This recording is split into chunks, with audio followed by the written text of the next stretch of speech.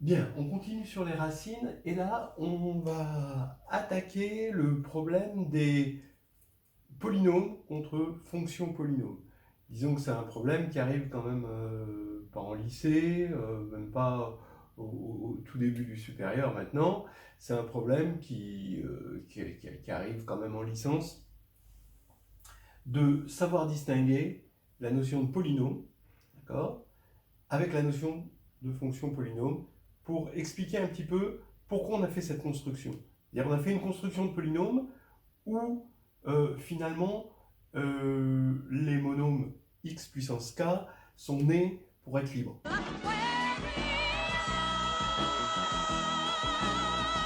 Dans les fonctions polynômes, ça ne va pas toujours être vrai.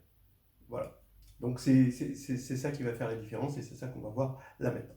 Là maintenant, on réorganise ce qu'on a vu tout à l'heure avec un corollaire un petit peu plus fin, soit P dans K de X, et on suppose que P de lambda est nul pour un ensemble de racines, d'accord, lambda de cardinal strictement supérieur à degré de P. Alors quand je parle de degré de P, comme P peut être nul, je dis que le degré de P, il est dans n, mais il peut être aussi égal à moins l'infini. Hein. À partir du moment où on a prouvé que le degré de P était inférieur strictement à un certain n, et qu'on a trouvé n racines, d'accord, alors forcément, c'est que ce degré, il est moins l'infini, c'est-à-dire que P est nul.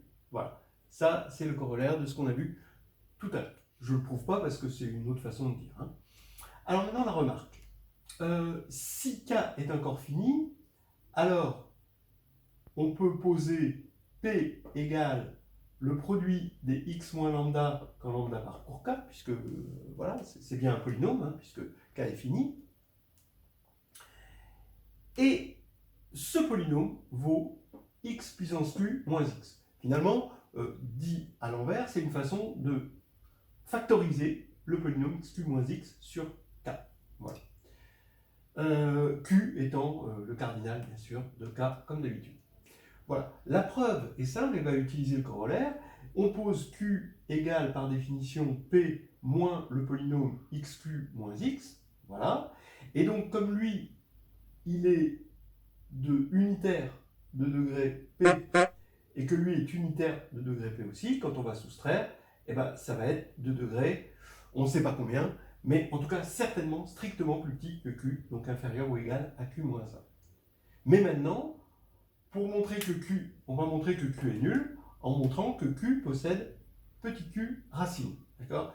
Et soit lambda dans k étoile, eh ben, on a par Lagrange, parce que k étoile multiplie est un groupe fini, donc lambda puissance q moins 1, parce que k étoile est le cardinal, k étoile on a enlevé 0, donc k étoile est le cardinal q moins 1, donc ça fait lambda puissance q moins 1 est égal à 1, d'accord. Et maintenant quand on rajoute 0, bah, ça fait lambda puissance q égale lambda, d'accord. Je multiplie par lambda des deux côtés pour avoir en plus 0. Voilà. Donc on se convainc que, quel que soit lambda dans K, lambda puissance Q égale lambda. Ce qui veut dire que, quel que soit lambda dans K, bah, ça c'est nul, et puis ça, évidemment, c'est nul, par la définition de P. Donc, tous les éléments du corps sont racines de Q. Mais le cardinal de K est égal à Q, le degré de Q est inférieur à Q moins 1, donc Q est nul d'après le corollaire. Voilà. Ce qui fait que P est bien égal à XQ moins X. Voilà, ça c'est des petites preuves très très classiques. Maintenant, ça y est, on va en parler. J'appelle f de k l'ensemble des fonctions polynomiales de k dans k. Ça veut dire quoi, des fonctions polynomiales de k dans k? Eh bien, ça veut dire qu'on va avoir une application phi qui va dans k de k de x dans f de k, justement, qui a un polynôme p associe la fonction polynôme fp. Vous voyez la différence? La fonction polynôme fp, c'est une fonction qui va de k dans k et qui à lambda donne fp de lambda évidemment, mais ce fp de lambda est défini comme étant, je l'ai défini, comme étant égal à p de lambda. Voilà, d'accord. Ça c'est l'évaluation de p en lambda. Bon, donc vous voyez, on va pouvoir les confronter, on va pouvoir regarder qui fait quoi. Ça va être une algèbre, d'accord? On voit que par définition, FK, c'est une algèbre, d'accord? Parce que quand on va prendre une fonction polynomiale, donc un truc de la forme fp, bah, si on fait fp plus fq, ça fait fp plus q, fp fois fq, ça fait fpq, et lambda fp, c'est f lambda p. Donc, en fait, f de k, c'est une algèbre, et par définition, eh ben, phi est un morphisme d'algèbre qui est surjectif, hein, par construction.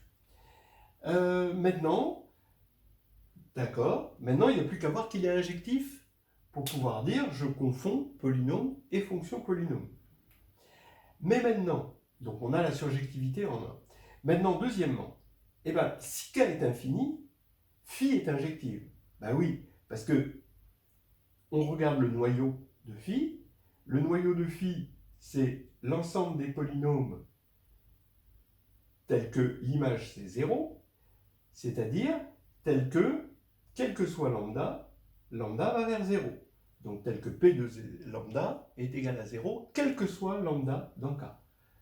Mais si K est infini, bah P possède une infinité de racines, et d'après le corollaire, P est nul. Donc on a bien l'injectivité. Maintenant, si K est un corps fini, le cardinal Q, alors qu'est-ce qu'on peut dire du noyau? Eh bien, c'est l'ensemble des P tels que P de lambda est égal à 0, quel que soit lambda dans K.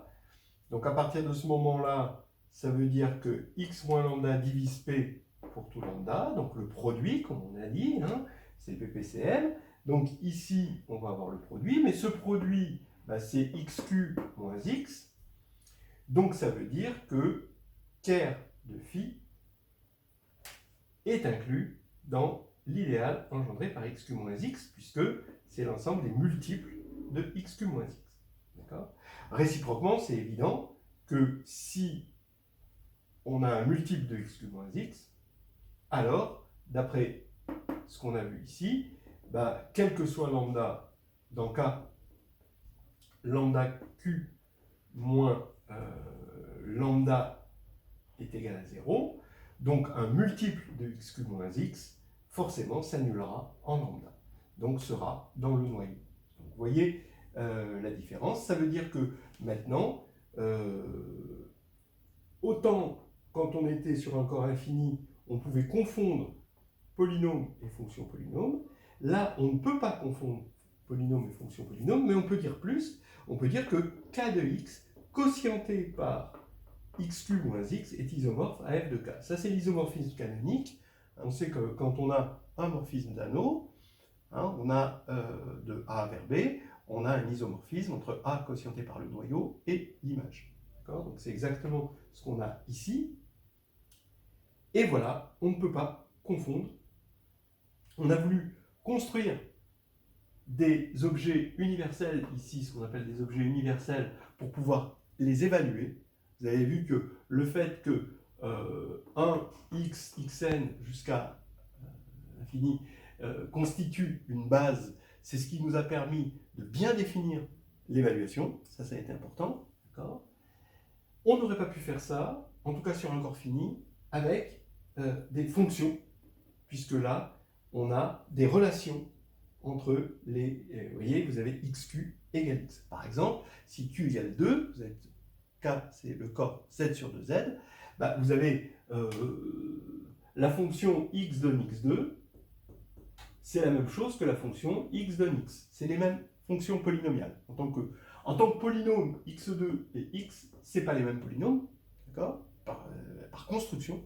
Mais là, c'est les mêmes polynômes, puisque là, 0 donne 0, 1 donne 1, et là, 0 donne 0, 1 donne 1. Donc c'est la même chose. Vous voyez, c'est exactement ce qu'on est en train de dire, et c'est la chose la plus importante du moment.